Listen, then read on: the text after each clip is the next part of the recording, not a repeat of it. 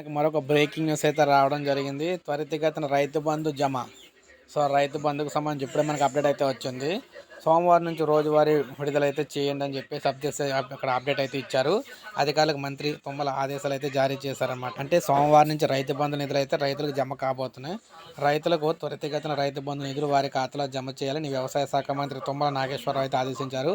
వరి ఇతర యాసంగి పంటల నాట్లు సాగు ముమ్మరంగా కొనసాగుతున్నందున ప్రభుత్వ సాయం రోజువారీ విడుదల చేయాలన్నారు. రైతుల సంక్షేమం వ్యవసాయమే తమ ప్రభుత్వానికి ప్రాధాన్యమని చెప్పారన్నమాట. గత ప్రభుత్వం నుంచి క్లిష్టమైన ఆర్థిక పరిస్థితి సంక్రమించినా కూడా సకాలంలో రైతుల నిధులకు విడుదలకు రాష్ట్ర ప్రభుత్వం కట్టుబడిందని, దీనిపై రైతులు ఎలాంటి అనుమానాలు పెట్టుకోవద్దన్నారన్నమాట. సో, ఈయన సమీక్ష అయితే చేశారనమాట.